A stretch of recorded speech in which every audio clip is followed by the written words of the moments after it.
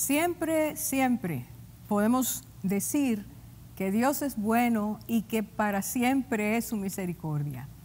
Eso no depende de la acción humana, sino que Dios, por ser quien es, nos regala la bendición de estar con nosotros siempre. De siempre, siempre, el siempre de Dios, permanentemente regalarnos sus favores, sus misericordias, regalarnos su gracia. Hoy queremos, queridos hermanos y amigos, volver a la palabra de Dios, nuestra lámpara, lámpara que alumbra nuestros pies, guía nuestro camino, lámpara que consuela, fortalece y nos da esperanza. Queremos tocar el tema, ¿cómo regresaré a la casa de Dios? Y quisiera, por favor, que todos leyéramos estos versículos que vamos a ver al final, pero necesitamos tocarlos desde ahora, verlos desde ahora. Hebreos capítulo 10, versículos 22 a 25. 21 a 25, perdón. Hebreos 10, versículos 21 a 25. Y teniendo un gran sacerdote sobre la casa de Dios, acerquémonos con corazón sincero, en plena certidumbre de fe, purificados los corazones de mala conciencia y lavados los cuerpos con agua pura. Mantengamos firmes, sin fluctuar, la profesión de nuestra esperanza, porque fiel es el que prometió. Y considerémonos unos a otros para estimularnos al amor y a las buenas obras, no dejando de congregarnos como algunos tienen por costumbre, sino exhortándonos, y tanto más cuanto veis que aquel día se acerca. Señor, una vez más, te pedimos que tu palabra trabaje profundamente en nuestros corazones, en nuestras mentes y en nuestros corazones. Que esta palabra preciosa, bendita, gloriosa que tú nos has dejado, tu palabra, haga el efecto permanente, el efecto profundo de transformar nuestras vidas en la medida en que te demos libertad para que lo hagas. Que tu Espíritu Santo, Señor, en este momento nos tome, nos sumerja en su poder, en su gracia, en su unción, y podamos aprender para practicar y para compartir a otros. En el nombre de Jesús te lo pedimos. Amén. El pueblo de Israel tenía dos lugares en los cuales podía reunirse para estar más cerca de Dios, para buscar intimidad con Dios, para recibir bendición de Dios. El primer lugar era el templo. El templo era aquel lugar donde acudía el pueblo, donde por lo menos una vez al año debía ir. Allí entregaban sus diezmos, sus ofrendas, presentaban sacrificios a Dios por sus pecados, presentaban ofrendas de paz a Dios. Era un lugar donde el pueblo llegaba para estar con Dios, para dar aquellas cosas que Dios había pedido, para celebrar las fiestas señaladas por Dios. Allí presentaban a los niños para que Dios, cuando nacían, para que Dios los bendijera, y los padres ofrecieran, si era primogénito, ofrenda de gratitud a Dios. Pero estaba también ese otro lugar, o esos otros lugares, que se llamaban sinagogas, lugares donde iban y estaban en cualquier lugar, no solo dentro del territorio nacional, sino fuera, donde quiera que había un grupo suficiente de judíos, se levantaba con un mínimo, creo, si no recuerdo mal, de 10 personas, y allí entonces se iniciaba un nuevo punto de reunión para buscar, repito, la presencia de Dios. Allí en las sinagogas las personas adoraban a Dios, elevaban alabanzas a Dios, se leía la Torá, se explicaba la Torá, el pueblo crecía, se sabía que esos lugares, tanto el templo como las sinagogas, iban a hacer crecer la vida espiritual del pueblo de Israel. Asistir, por lo tanto, a la sinagoga y al templo era parte medular de lo que era la vida espiritual de una nación a la cual Dios había escogido para que ellos supieran que estaba entre ellos y que quería que el pueblo aprendiera la gran, extraordinaria experiencia de lo que es saber que el Dios único, eterno, poderoso, habita en medio de su pueblo. Por supuesto, para que Dios habitara en medio de ellos, Dios también les había dicho que era necesario. Pero quisiera que nosotros fuéramos un poquito atrás, ese momento cuando Salomón, habiendo sido instruido por su padre David, a quien le había entregado David los planos que había recibido de Dios, de todo lo que iba a ser el templo, no solo la construcción física, sino lo que era el templo como casa de Dios, donde estaría el servicio de aquellos sacerdotes del pueblo de la tribu de Leví, trabajando para Dios, donde el pueblo se volvería a refrescar con el poder y gracia de Dios. Ese lugar, y en ese momento de dedicación, Salomón hace una oración preciosa, una oración realmente llena, guiada y dirigida por el Espíritu de Dios. Salomón oró a Dios pidiendo que ese lugar fuera su morada. Y aunque decía, tú no habitas en nada que pueda construir el hombre, tú estás por encima de los cielos, de los cielos, de los cielos. Pero queremos que tus ojos estén en este lugar. Queremos que tú estés aquí noche y día. Queremos que tú oigas la oración que te hacemos. Queremos que esa oración sea por nosotros, los nacionales, o por aún los extranjeros. Tú glorifiques tu nombre, tú respondas la oración. Ese lugar sería lugar de oración para cualquier necesidad. Ese lugar sería un lugar desde el cual pedir a Dios que trajera sanidad, y Salomón lo dice bien claro, sanidad cuando las plagas vinieran a ellos. Cuando Dios permitiera que esas plagas llegaran, porque el pueblo se había separado de Dios, se había rebelado, y Dios ponía una marca, establecía un juicio para traerlos de nuevo al conocimiento de que no era posible vivir en el pecado sin consecuencias. Ese lugar, decía Salomón en Primera Reyes capítulo 8, sería un lugar donde ellos podrían pedir liberación de sus enemigos para que Dios les trajera libertad y ellos pudieran regresar a su tierra. Ese sería un lugar, decía Salomón, donde el arrepentimiento movería el corazón de Dios, de forma que cuando ellos reconocieran su condición pecaminosa y entendieran, recordaran, tomaran la determinación de ir a la casa de Dios para que Dios los perdonara, puesto que él estaba pidiendo a Dios que sus ojos, sus oídos estuvieran en ese lugar, Dios entonces oiría la oración. Quiero leer esa declaración, esa parte, ese segmento de la oración que está en Primera Reyes 8, voy a leer versículos 38 y 39. Y dice así, o dijo así Salomón en aquel día: toda oración y toda súplica que hiciere cualquier hombre o todo tu pueblo Israel, cuando cualquiera sintiere la plaga en su corazón y extendiere sus manos a esta casa, tú oirás en los cielos, en el lugar de tu morada, y perdonarás y actuarás y darás a cada uno conforme a sus caminos, cuyo corazón tú conoces, porque solo tú conoces el corazón de todos los hijos de los hombres.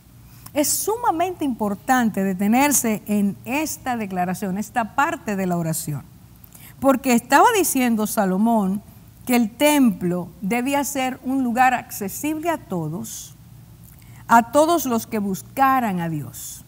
Debía ser una casa que estuviera abierta para que todos los que entraran allí lo hicieran con temor reverente, con humildad y en una actitud permanente de agradecimiento, porque el Dios alto y sublime estaba allí oyendo sus oraciones, quería responderlas, pero tenía que ver justamente con esta parte que tanto se olvidó el pueblo y que el mundo ha olvidado y que aún la iglesia olvida, que Dios conoce el corazón, que Dios sabe cómo está la condición de nuestro corazón, que no podemos, aunque vengamos al templo, en aquel lugar, aunque el pueblo de Israel se volcara, como siempre estaba lleno el templo, muy lleno de personas, pero si el corazón no cambiaba, si aquel que entraba al templo no se daba cuenta de que entraba y debía ser su intención, su motivación, que Dios trabajara en su corazón, no importaba cuántas veces fuera,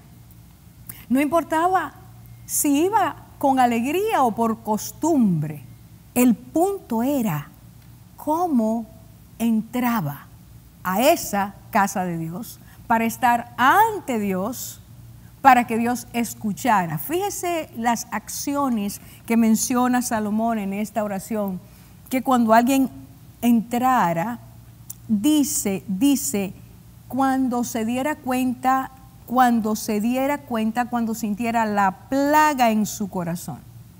Y esta persona, lo que está diciendo Salomón, es que se dio cuenta de la condición de su corazón. Se dio cuenta de que había maldad. Se dio cuenta de que el pecado estaba ahí. Y entonces va al templo a alzar sus manos a Dios y pedirle de corazón: Dios mío, perdóname, me arrepiento. Toma mi carga, toma mi pecado, quítalo de mí. E hiciera esa oración que iba a tocar el corazón de Dios. Las acciones, fíjese bien, tú oirás, dice Salomón, cuando sea hecha la petición de esa forma, cuando el pecador se arrepienta, tú oirás. Pero además dice, y perdonarás. Desde lo alto, desde tu morada, tú perdonarás y actuarás. Entonces, Dios lo que iba a hacer, según lo que Salomón está diciendo, cuando Dios oyera, perdonara el pecado que estaba siendo confesado, actuaría en bien de esa persona y le daría a cada persona conforme a sus obras, por cuanto Dios conoce el corazón. El corazón, como dice allí Salomón, cuando la persona siente la plaga en su corazón, está diciendo que esa persona se dio cuenta de que su corazón, por causa del pecado no confesado, el pecado permanente, había contaminado su corazón, había endurecido su corazón y había paralizado el corazón. El corazón no sentía. Podía estar dentro del templo sin sentir absolutamente nada, y lo que hacía, y si oraba, estaba haciéndolo porque había aprendido una costumbre. Y esta situación no puede recibir de Dios la bendición que Dios quiere dar, porque como Dios conoce la condición en que está el corazón, no acepta esa oración. No oye esa oración, no perdona, porque el perdón es la respuesta de Dios a mí o a nuestro reconocimiento de pecado, nuestra confesión, nuestro arrepentimiento verdadero. Recordemos, arrepentimiento es dar la vuelta, tomar el camino contrario, dejar lo que estamos haciendo. Cuando alguien oraba, en este momento está diciendo Salomón, cuando alguien ore de forma genuina, tú vas a hacer lo que tú quieres hacer: escuchar, perdonar, trabajar en esa vida, darle la oportunidad de que cambie. Este era el propósito, uno de los propósitos del templo: orar en la casa de Dios para que Dios trajera restauración. Esa casa se convertiría en un lugar milagroso, un lugar de gracia, un lugar donde las personas verían el actuar poderoso, grandioso, amoroso de Dios. Un lugar en el cual el Dios Santo iba a perdonar al pecador. El Dios Rafa, el Dios sanador, iba a sanar a los enfermos físicos y espirituales. Donde el Dios Todopoderoso concedería libertad a los cautivos, a los que estaban presos en el pecado. Y aún dice a aquellos que, habiendo el pueblo por su pecado caído en las garras de otras naciones, y ahora eran esclavos de esas naciones, decía Salomón: si oran a Dios, si oran buscándote, tú les vas a conceder libertad. Todas las circunstancias que como seres humanos cualquiera de ellos pudiera pasar. Dice la palabra que la oración de Salomón abarcó esas cosas, las trajo a Dios y dijo, Dios mío, oye la oración. Si la persona se dio cuenta de su plaga en el corazón y viene a ti, tú no lo vas a rechazar. ¿Y qué es lo que significaba, para ampliar más, plaga en el corazón? ¿Qué? Número 1, por la manera de pensar, ellos terminaron viviendo sin temor reverente. Porque se habituaron al pecado, tomaron el pecado como algo muy liviano y que no tenía consecuencias. Y porque se acostumbraron a ir al templo sin importarles ir a la casa de Dios, tomando de forma liviana lo que era el lugar donde Dios estaba mirando, quería actuar, era lugar santo porque estaba dedicado a Él. Ellos iban sin prestar atención a la maldad de su corazón. Una cosa está clara con esto que estamos diciendo. El templo puede estar lleno. En aquel momento podía estar lleno y de hecho, repito, continuamente estaba lleno. Las personas iban permanentemente. Y se puede ir al templo, pero no para arrepentirse. Se puede ir al templo, pero no para pedir perdón. Se puede ir al templo, pero no a buscar a Dios, no a adorar a Dios, no humillarse ante Dios. Y cuando se hace de esa manera, simplemente se está yendo por costumbre. Y como dicen muchas personas, fui a cumplir. Y cumplir significa, allí estaba, me sentí bien porque fui, no tengo culpa porque no dejé de ir.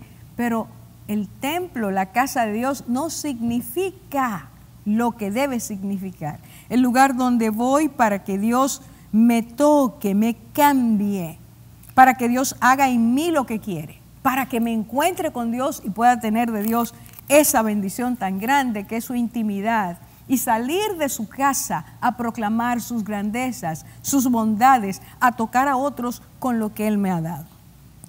Mucho tiempo después, en la medida en que el templo se hizo presente en la vida, pero en la misma manera en que las personas se fueron despegando de lo que significaba ir al templo, el pueblo vio que los sacerdotes empezaron a corromperse y el pueblo empezó a imitar a lo que hacían los sacerdotes. En Jeremías, Dios habla a través de Jeremías y en Jeremías capítulo 7 nosotros encontramos, voy a leer 3 versículos claves. Yo le invito a que usted lea esta porción porque es sumamente importante. Y dice allí Jeremías 7, voy al versículo 4, el primero, Dios le dice a Jeremías, dile al pueblo, estas son las palabras, no fiéis en palabras de mentira diciendo, templo de Jehová, templo de Jehová, templo de Jehová.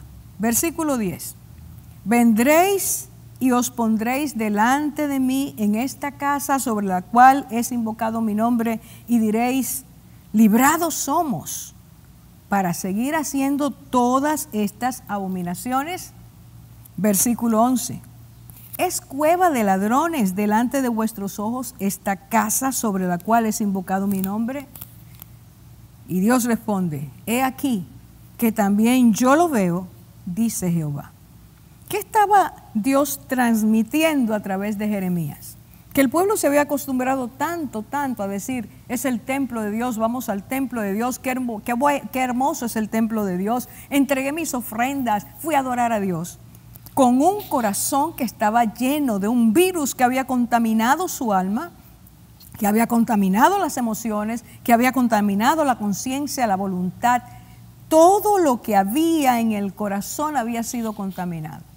La plaga entró, el virus tocó, pero nadie quería reconocer que necesitaba, como había orado Salomón, que al reconocer, al sentir la plaga en su corazón, se humillaran delante de Dios y volvieran o fueran al templo con un corazón diferente, con un corazón decidido a hacer la voluntad de Dios para llegar a ser las personas que Dios quería. El llamado no era entrar al templo para seguir igual. El llamado era entrar al templo con una visión diferente, con una determinación diferente, con un anhelo diferente. Encontrarse con el Dios que los amaba, tener comunión con Él, empezar a vivir de una forma distinta.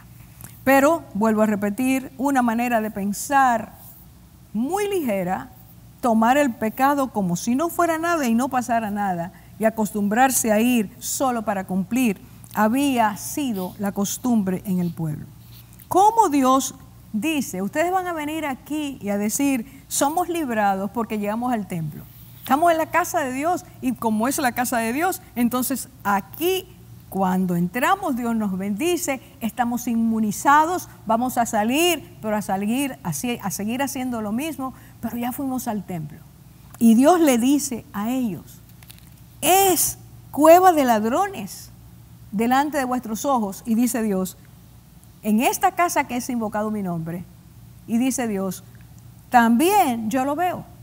Así veo esta casa, una casa llena de ladrones, de personas que me están robando, de personas que están tomando sus vidas para vivirlas como ellos quieren.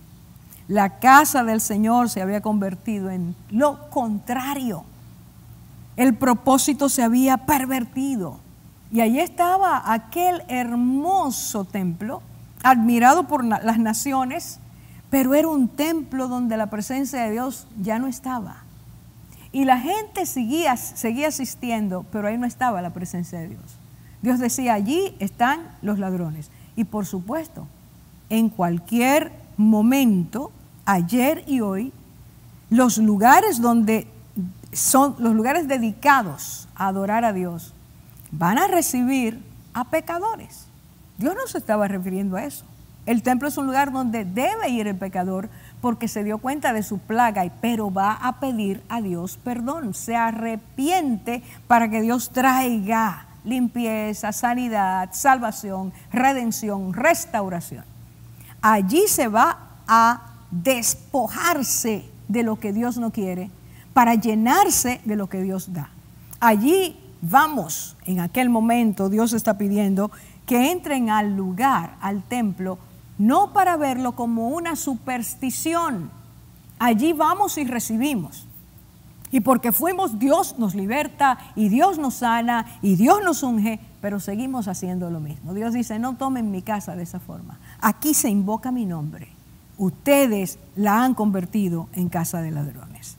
Es interesante, mis hermanos, muy interesante, que cuando Cristo viene a la tierra, Cristo habla de que la casa de oración, la casa que fue dedicada a la oración, la libertad, la restauración, la sanidad en todas las áreas de la vida, se había convertido en cueva de ladrones. Cristo cita este pasaje.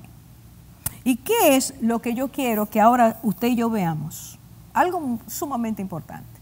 En los tiempos del Señor, tanto en el templo como en las sinagogas, el Señor vio, el Señor vivió la experiencia de cómo podía estar lleno el lugar de espectadores, pero no de adoradores, de personas que buscaban estar ahí por costumbre, pero que no permitían que Dios rompiera sus esquemas, derrumbara sus fortalezas de pensamiento, les hiciera entender que no podían seguir así, porque así no se recibe la bendición de Dios.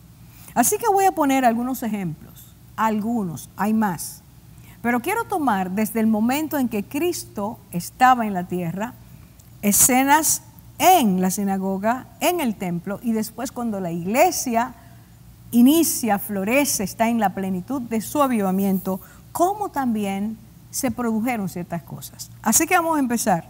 El ejemplo número 1 está en Lucas capítulo 14, una historia que conocemos mucho, y es que cuando Cristo vuelve a Nazaret, al lugar donde se crió, ocurrió allí algo. Cristo está iniciando su ministerio. había empezado, era muy reciente el inicio de su ministerio. Lucas capítulo 4, el versículo 16, nos dice, vino a Nazaret donde se había criado. Escuche bien, por favor. Y en el día de reposo entró en la sinagoga conforme a su costumbre y se levantó a leer. Así que dice, Cristo tenía la costumbre de ir a congregarse. Él lo hacía. Y al llegar a ese punto, nos dice lo que Cristo hace. Mire cómo sigue la secuencia. Dice, se levantó a leer. Los que iban tenían la libertad, los hombres, de poder leer y explicar si tenían alguna cosa que añadir o ampliar de aquella lectura. Cristo se levantó a leer, perdón. El que tenía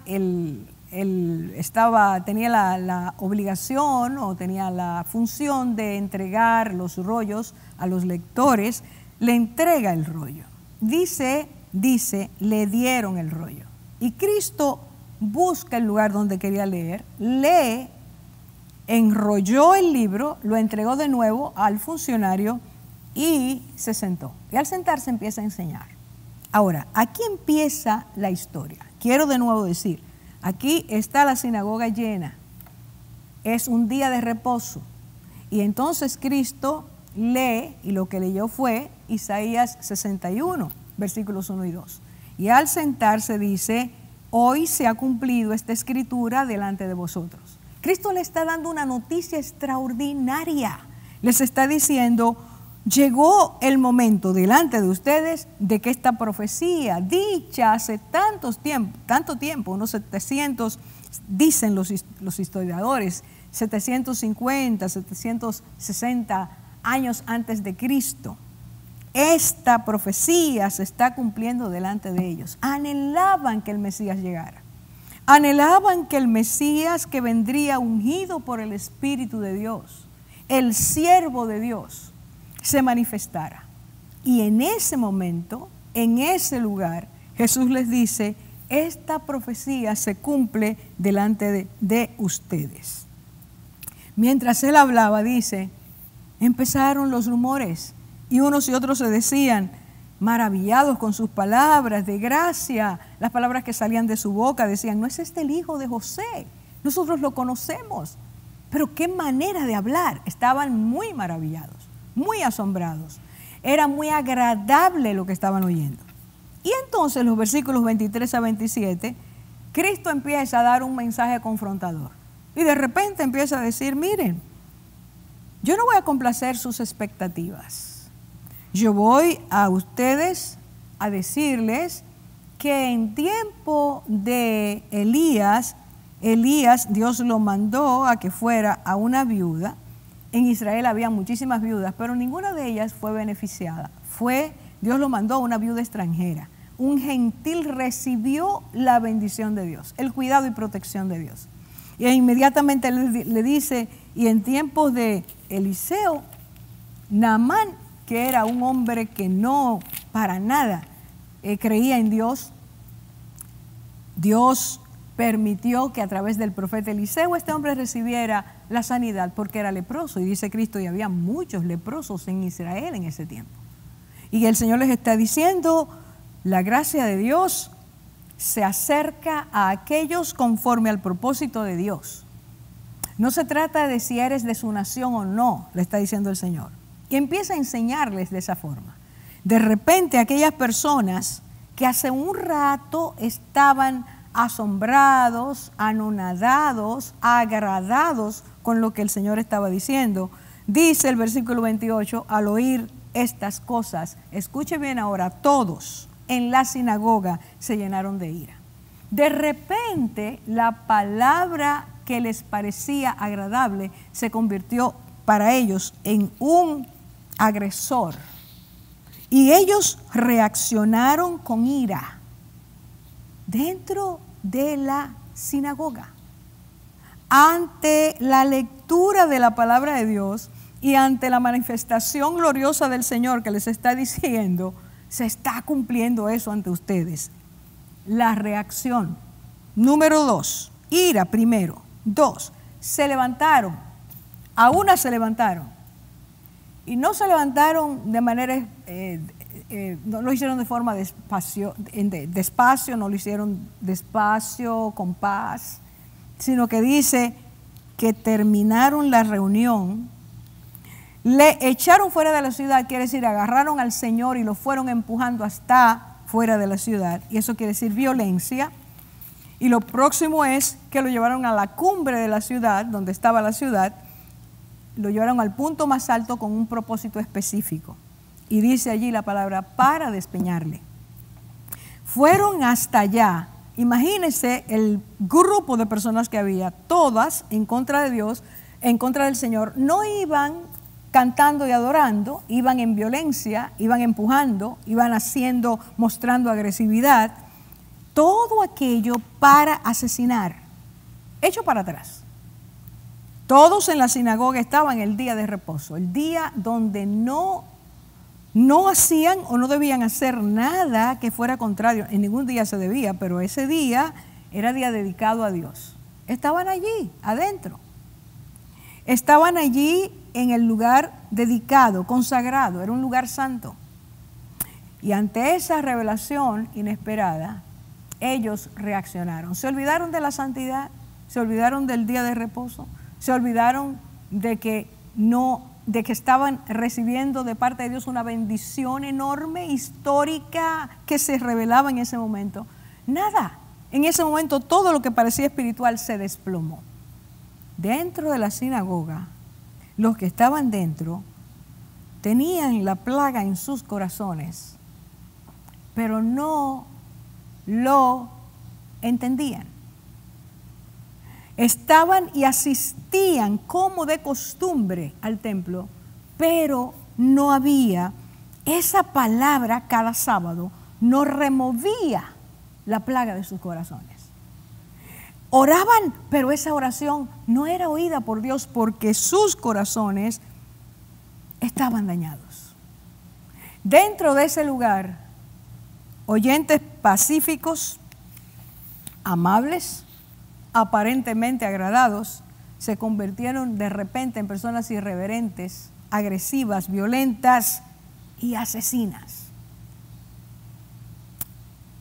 Es claro, es muy claro, que estar dentro de la sinagoga o del templo no nos cambia. No es el lugar, es la actitud con que llegamos al lugar. Este es uno de los ejemplos. Voy a otro ejemplo. En tiempos del Señor, otra vez en la sinagoga. Marcos 3, 1 a 6. Dice el versículo 1, otra vez entró Jesús en la sinagoga. Versículo 2, y le acechaban para ver si en día de reposo le sanaría a fin de poder acusarle. ¿Quiénes le acechaban? ¿Y para qué o por qué le acechaban? En el versículo 6 dice que eran los fariseos. Y los fariseos eran la clase que según ellos era más santa, más pura, más limpia, más cerca de Dios. Eran aquellos que no se despegaban de la ley, aquellos que la cumplían externamente. Cristo dice que era solo por fuera. Eran los fariseos, para resumirlo en palabras del Señor tomadas de la parábola del fariseo y el publicano, eran los que no eran como los demás. Así ellos se entendían, no soy como los demás. Desde ese nivel de superioridad, así vivían, y así iban al templo y así iban a la sinagoga. No soy como los otros, soy más puro que tú, soy más santo que tú, soy la élite, soy parte del movimiento más santo que hay en la nación. Y ante esa actitud y con esa actitud, ven a Cristo y allí está un hombre al que el Señor quiere sanar. Y dice, y estaban viendo al Señor para ver si lo sanaba en sábado para acusarle. Entrar al templo con un espíritu crítico de murmuración. Vamos a ver qué hacen ahora, vamos a ver si lo hacen igual. Vamos a ver, esa actitud estaba en ellos. Porque su infatuación religiosa los hacía ser personas no espirituales. Ese es el gran problema. Venir y venir y venir. Y no permitir que Dios cambie la condición de nuestro corazón. Recuerde que Salomón le llamó a eso la plaga en el corazón. Contaminados, totalmente endurecidos. Y eso es lo que el Señor ve en ellos. Dice que el Señor, esto es tan impresionante, versículo 5, los vio con enojo por la dureza, tristeza y enojo, qué combinación, por la dureza de sus corazones. ¿Qué produjo en el Señor la condición de aquellos que sintiéndose y creyéndose santos, asistiendo regularmente al templo, no dejaban de congregarse? Sin embargo, sus corazones no se movían al arrepentimiento. Los vio con tristeza por el fin que vendría a sus vidas si no cambiaban, y los vio con enojo. La molestia que siente Dios cuando ve la ambivalencia entre lo que nosotros decimos ser y lo que realmente somos, de cómo vivimos hacia afuera y de cómo somos dentro. Dios, que ve nuestros corazones, ve, repito, la plaga y lo que ha hecho en cada uno. En el templo, tercer ejemplo, en el templo, Juan capítulo 8, un capítulo precioso porque nos muestra una serie de secuencias, episodios en los que Cristo vivió durante ese día. Dice en el versículo 2 que el Señor se fue en la mañana y volvió al templo. Volvió al templo, fue temprano, en la mañana temprano. Y allí viene inmediatamente, mientras él enseñaba, esa mujer tomada en adulterio que traen los perfectos y la lanzan delante de él. Y luego cuando Cristo termina de trabajar con esa mujer y con los que la trajeron, entonces dice, siguió enseñando al pueblo y empieza diciendo, yo soy la luz del mundo. Sigue hablando de lo que esto significa y entonces mientras sigue hablando, llega un momento en que dice, yo soy de arriba, ustedes son de abajo, yo no soy de este mundo, ustedes son de este mundo. Empieza a confrontarlos con su situación y empieza a enseñarles cuán maravilloso, misericordioso, compasivo es Dios, que envió a su Hijo para que ellos, dándose cuenta de que Él era el enviado de Dios, aceptaran el regalo de Dios, entendieran su necesidad y se volcaran a decirle a Jesucristo, yo quiero que tú perdones mis pecados. Pero al ver el Señor como seguía todo, les dice, ustedes en sus pecados morirán. Si ustedes no creen que yo soy, este es el destino, este es el final que les espera, morirán en sus pecados. Eran puros para ellos, pero para Dios eran pecadores. Pecadores que no aceptaban su necesidad de ser salvos, de ser limpiados, de ser perdonados por Dios. E iban todos los días al templo y se reunían en el templo y participaban de las cosas. Eran religiosos, pero no eran espirituales. Llegó un momento, según ellos se fueron llenando de ira, de molestia contra el Señor, empezaron a acusarlo, siguió el diálogo.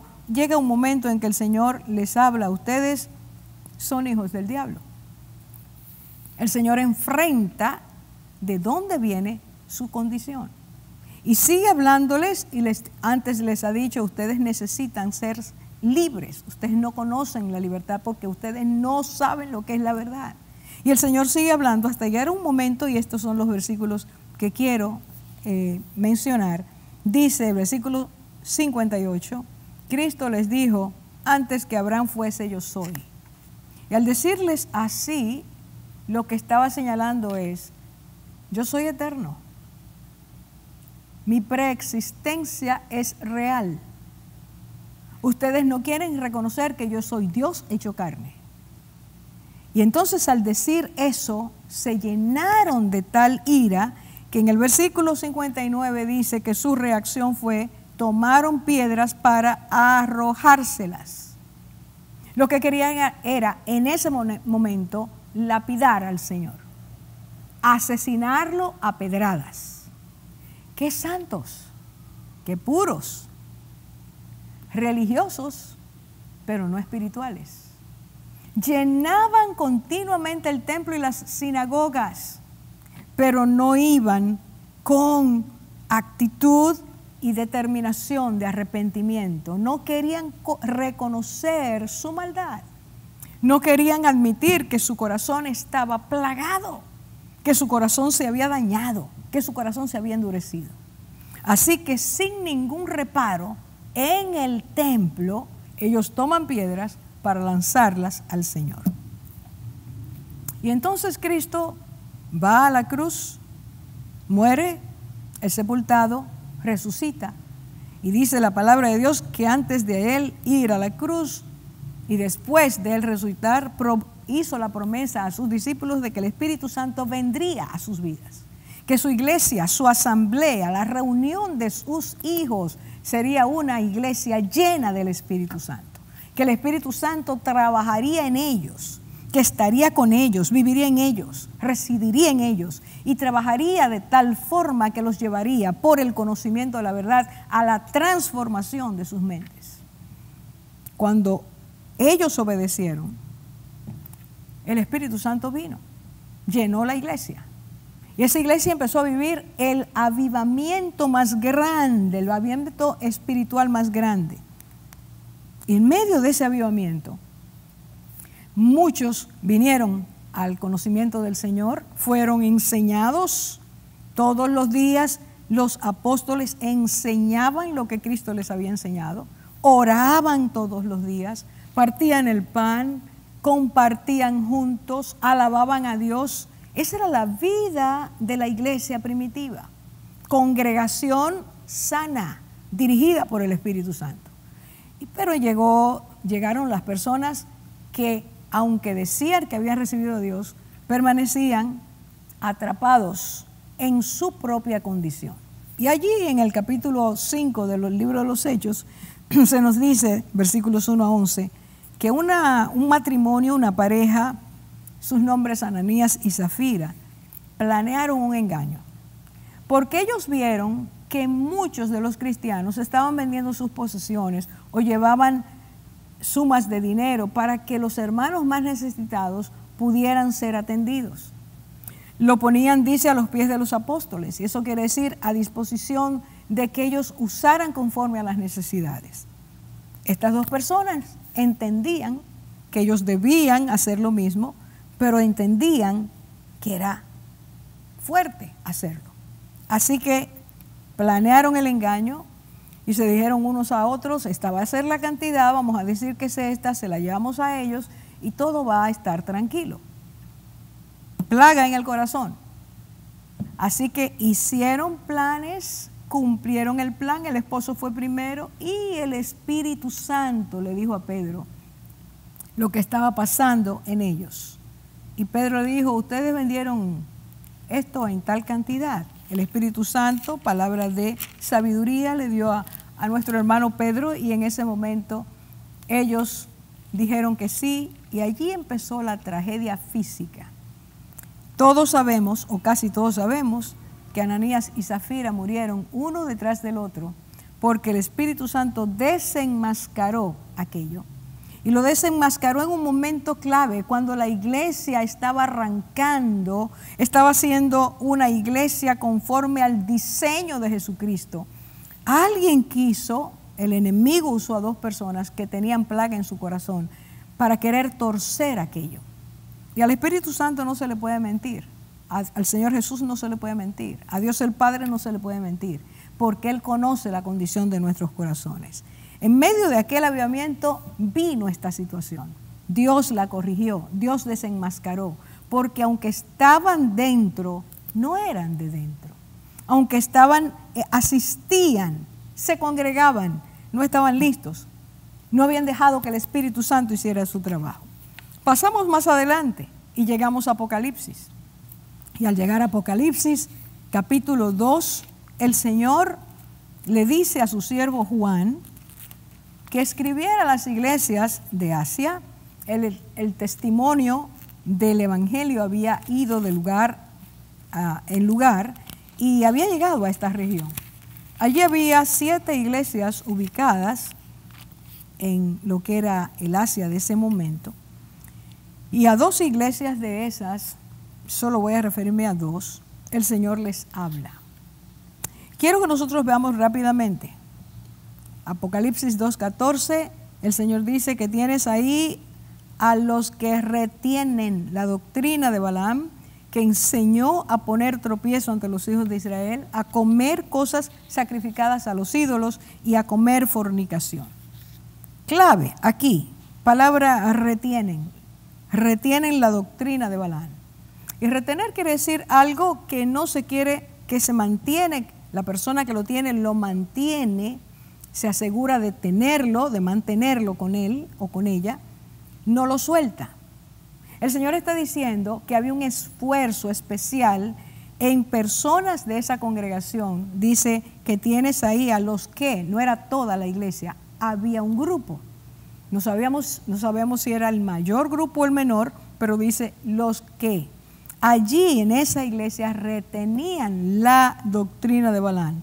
Y al decir Balaam, doctrina de Balaam, el Señor se está refiriendo a algo que está relatado en Números, cuando un profeta que ya su corazón estaba dañado, un corazón en el cual la plaga había entrado, hace algo terrible en contra del pueblo de Israel y expone a los hombres de Israel a la seducción de las mujeres de ese lugar, mujeres que les enseñaron a fornicar, mujeres que les enseñaron a ser infieles, mujeres que les enseñaron a comer las cosas sacrificadas a sus ídolos. Así que un segmento del pueblo de Israel se desvía del Dios que les ha enseñado quién es Él, que les ha pedido que entiendan que solo hay un Dios verdadero. Ellos se desvían, sus corazones fueron dañados, entró el virus a ellos y ellos se dejaron dañar. ¿Qué es lo que en este momento Jesús glorificado está diciendo a Juan? Dile a esta iglesia que hay allí un grupo que retiene esta misma enseñanza. Y eso quiere decir que están haciendo lo mismo, que son idólatras, que idolatran las cosas del mundo, que han sido totalmente seducidos por la carne, se aferran a la vieja naturaleza, están fornicando dentro de la iglesia. Están siendo personas que no tienen temor reverente. Se ha paralizado el corazón, se ha endurecido. Están practicando las cosas que no deben, porque no les pertenece, porque ya tienen otra naturaleza, porque el Espíritu Santo vive en ellos. Y lo excusan, lo hacen y entienden que están bien. El Señor puntualizó, ellos retienen esa enseñanza. Ellos se han desviado. Dile a esa iglesia que tiene que arrepentirse de su idolatría, de su contaminación, de su fornicación. En ese mismo capítulo, versículos 18 a 24, Cristo entonces le dice a Juan, escríbele a la iglesia de Tiatira. En la iglesia de Tiatira, dice el Señor, allí hay una mujer que se dice ser profeta y su profecía es falsa. Pero además de eso, es una mujer que se ha dedicado a seducir a mis siervos.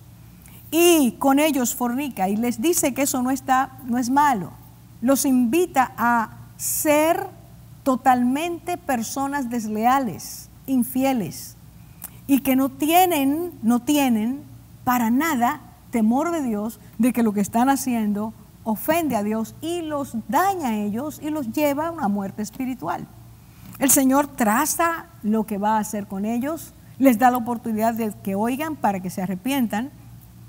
Pero además en esa iglesia había entrado un movimiento satánico y ellos entendían, esta mujer enseñaba, que conocían las profundidades de Satanás. No vamos a entrar en todo lo que eso significa, solo quiero señalar o solo quiero decir lo que el Espíritu quiere enseñarnos en este momento, que estaba la iglesia llena de personas y dentro de esa iglesia había personas dentro de la iglesia con un corazón que se había apartado de Dios. La plaga, como le llama Salomón, estaba en sus corazones.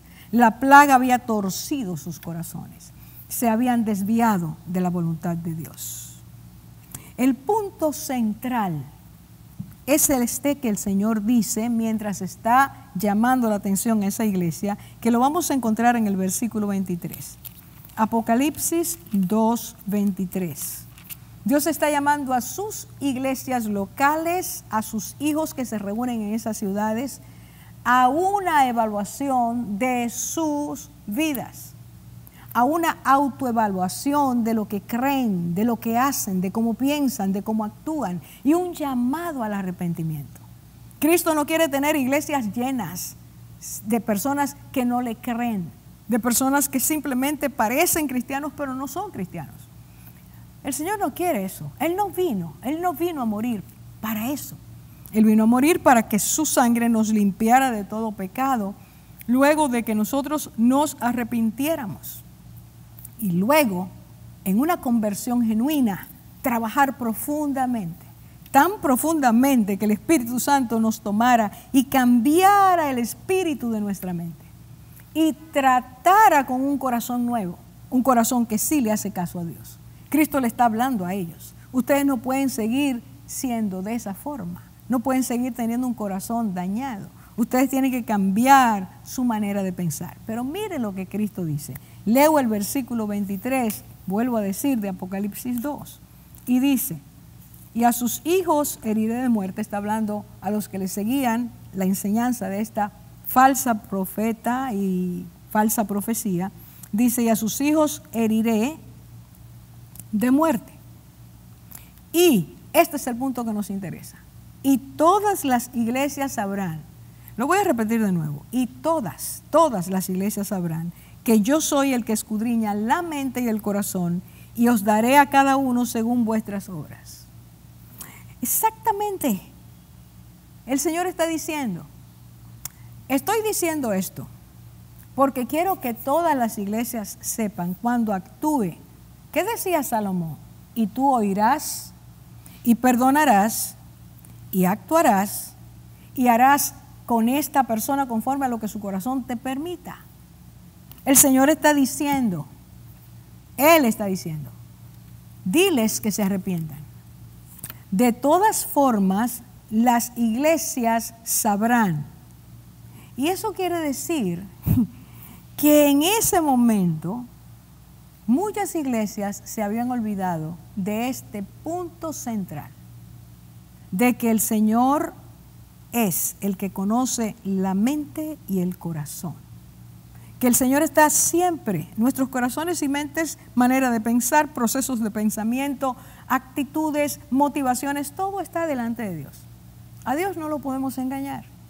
Podemos venir, sentarnos, alabar, quizás tener desde el altar una participación. Quizás Dios nos ha dado talentos y dones para que los pongamos a beneficio de su cuerpo. Pero esos talentos, esos dones, y el Señor dice, yo no los quito. El problema es como tú y yo los usemos. El Señor está diciendo, yo siempre veo cómo tú me sirves, qué tú estás haciendo, qué es lo que hay en tu corazón, por qué haces lo que haces, para qué haces lo que haces. El Señor dijo todas las iglesias. A mí, cuando leo ese pasaje, lo recuerdo, me provoca siempre lo mismo. Me provoca autoevaluación. Dios me está diciendo que como parte de su iglesia, por ser una hija de Dios, yo debo recordar siempre que Dios está escudriñando mi mente y mi corazón. Que a Él no se le olvida, que no es que este día me vio y otro día no, es que todos los días lo que pienso, lo que hago, mis motivaciones más profundas, todo está delante de Dios. Y porque está todo delante de Dios, Él sabe si mi corazón está con un virus que ha dañado, contaminado, paralizado, endurecido mi corazón. Y eso es para mí y eso es para ti. Todas las iglesias sabrán.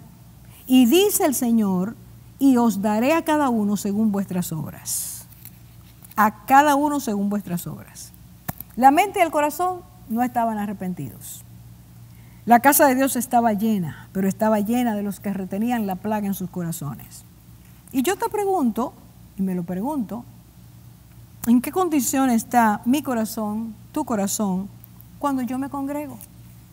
¿Cómo yo entro a la casa de Dios?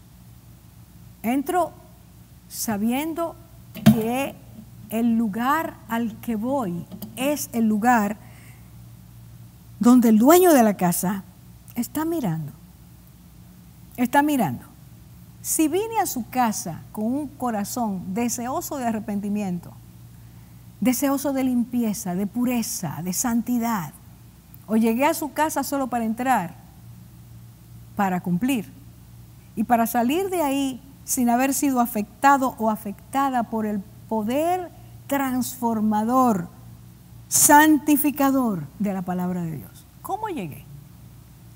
¿Están mi mente y mi corazón al mismo nivel de mi deseo de congregarme? Porque puedo tener un gran deseo de ir para la iglesia. De hecho, esta prueba por la que estamos atravesando, que para muchos hermanos empezaron ya a asistir el domingo de esta semana, esta prueba es una prueba que ha subido nuestro nivel, nuestro deseo de estar en la casa de Dios. Estábamos pero desesperados de que ya dieran el permiso para hacerlo. Pero ¿cómo yo entré el domingo si entré el domingo? ¿O cómo voy a entrar este domingo si entraré este domingo? O cuando sea. Con una mente y corazón totalmente inclinado a que Dios impacte, transforme, porque en el momento de prueba me di cuenta que mi corazón no estaba bien, que mi corazón había sido contaminado, que hay corrupción, que hay dureza, que hay parálisis, que hay insensibilidad, que hay distracción, que hay entretenimiento, que todavía estoy luchando con esas cosas que Dios me ha dicho que el Espíritu Santo quiere quitar de mí. ¿Cómo entró? Leímos Hebreos 10 y ahora sí, lo que leímos al principio nos va a decir cómo debemos entrar. Mire lo que dice Hebreos 10, versículos 22 y 23. Nos dice claramente que para acercarnos a Dios debemos tener una actitud, una determinación, una acción que nos coloque a la medida de este requerimiento. 10, versículo 22, dice, fíjense que siempre el versículo anterior dice, ¿quién es el sumo sacerdote de esta casa? Jesucristo es el sumo sacerdote, el que intercede entre el Padre y nosotros, el que hizo sacrificio perfecto para dejarnos camino abierto hacia la presencia de Dios, para acercarnos libremente a pedir, a decir, Señor, te necesito, cámbiame. Y dice, acerquémonos con corazón sincero. Número 1, no con corazón hipócrita, corazón no íntegro, corazón costumbrista, corazón afectado por el fariseísmo. No es así que Dios lo quiere. Dice, acerquémonos con corazón sincero, hermanos. Este es el tiempo de revisar nuestros corazones delante de la luz del Espíritu Santo. Necesitamos acercarnos al Señor para saber si realmente nuestro corazón es corazón que ha sido purificado, limpiado, o sabiendo que hemos sido manchados o contaminados o que hay plaga en nuestro corazón. Nos acercamos para que Dios nos haga hijos, hijas, pueblo, iglesia sincera ante Dios. Iglesia que no tiene nada que esconder. Iglesia que sabe cada uno de nosotros que Dios ha revisado nuestros corazones y que hemos anhelado esa revisión. Con corazón sincero, acerquémonos. Sigue diciendo, acerquémonos en plena certidumbre de fe. Sí, acerquémonos sabiendo que es la fe la que nos permite vivir, como dice la palabra, el justo vivirá por la fe, creyéndole, poniendo nuestros ojos en el Señor, queriendo que Él sea el que cambie nuestras vidas. Déjeme decirle que Cristo saque, desarraigue, decapite el espíritu de incredulidad que hay en nosotros todavía. En creer algo de lo que Dios dice, pero no todo. En hacer algo de lo que Dios nos dice, pero no todo. Eso se llama no tener fe. La fe no es dual, no es ambivalente. La fe nos mantiene caminando de poder en poder, de gloria en gloria, de humildad en humildad, de mansedumbre en mansedumbre. Es la fe en Dios. Dice, plena certidumbre de quién es Él. Plena certidumbre de lo que nos ha revelado. Plena certidumbre de cuál será nuestra consecuencia si no le hacemos caso. Aunque nos ama, nos quiere perdonar, es sumo sacerdote, pide por nosotros si insistimos en no hacer caso. El Señor no puede darnos lo que exige la vida la nueva naturaleza en Cristo. Tercero dice, purificados los corazones de mala conciencia, que el pecado no esté atrapado en ninguna gaveta de nuestro ser interior, que el pecado no haya sido guardado, escondido, que parece que estamos bien, que somos santos, que venimos, que nos gozamos, adoramos, pensamos entre nosotros en Dios, pero nuestro corazón no es limpio, ni es puro, ni es sincero, ni es fiel. Y Dios dice, acércate a aquel que abrió el camino hacia la presencia de Dios con corazón purificado, de mala conciencia. Esa culpa que hemos engavetado y sabemos que somos culpables, pero seguimos caminando, no importa. Esa displicencia e indiferencia ante ese llamado tan claro del Señor, arrepentíos. Y dice allí, y considerémonos, sigue diciendo, perdón, y lavados los cuerpos con agua pura. El agua de la palabra es lo que lava nuestros cuerpos. Cristo lo dijo, lo puede usted leer, buscar Juan 13, Juan 15. El Señor nos está diciendo que somos purificados y lavados por medio de la palabra, que es agua, es refresca, es el agua que purifica. El Señor está diciendo, hay que acercarse a Dios de esa manera. Entramos tú y yo de nuevo al templo teniendo en cuenta esto. Tengo que hacerme las preguntas, porque el tiempo que Dios nos ha marcado no es tiempo para perder tiempo, sino para redimirlo, que es el llamado del Señor. Redimir el tiempo porque los días son malos. Y saber que nuestra pureza mantendrá nuestras vestiduras limpias. Y que cuando se nos ensucie la vestidura, el corazón se llene de plaga, venimos al Señor, nos humillamos, le rogamos que su sangre preciosa nos lave, nos santifique, y somos restaurados, y somos sanados. Y Él nos dice, vete, no peques más, ve a hacer lo que te he mandado. Este es el punto donde tú y yo estamos. Este es el punto en que el Señor quiere que tú y yo tomemos la decisión en Cristo de regresar con el deseo ferviente de que Cristo sea nuestro gran amor, nuestro Rey, nuestro Señor, y que Él sea el que gobierne, que al entrar a su casa entremos para alabarlo, bendecirlo, glorificarlo, con un corazón que puede soltar las cargas y el pecado delante de Él, sabiendo que será restaurado, limpiado, purificado, consagrado, santificado para gloria de su nombre. La iglesia antes de esta prueba no puede ser la iglesia después, que quede igual después de esta prueba. Y la iglesia somos tú y yo.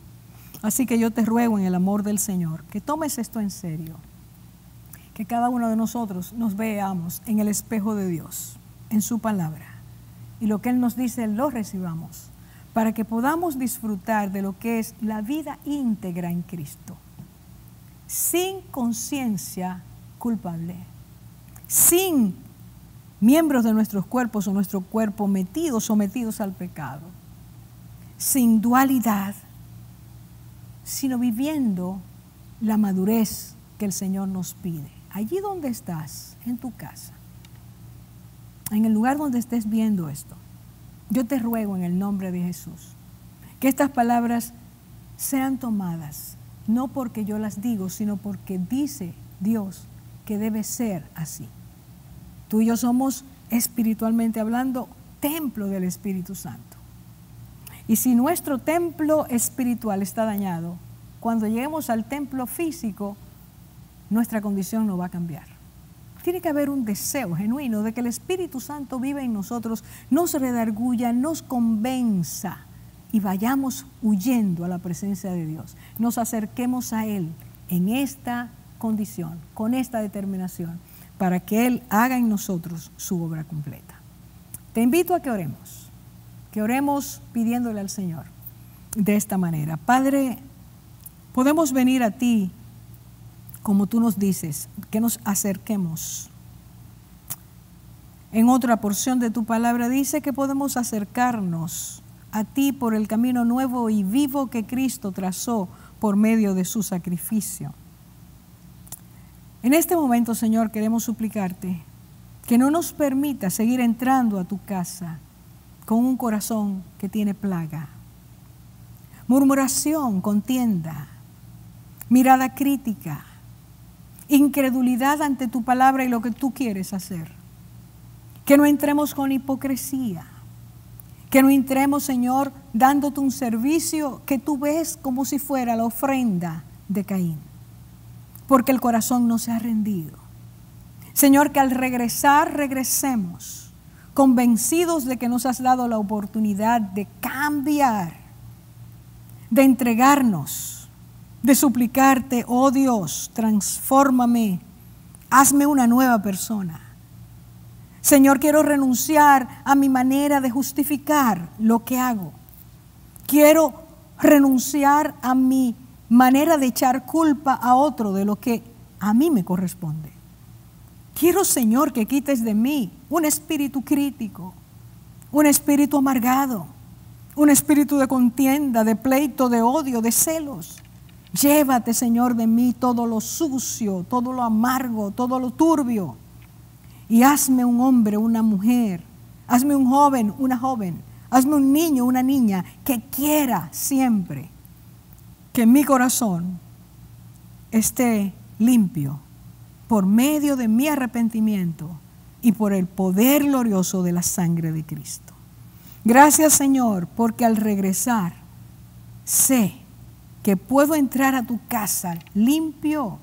Y si no he entrado limpio, entro con el deseo ferviente de que allí, Señor, tú hagas tu operación, tu extraña operación, tu obra, tu extraña obra.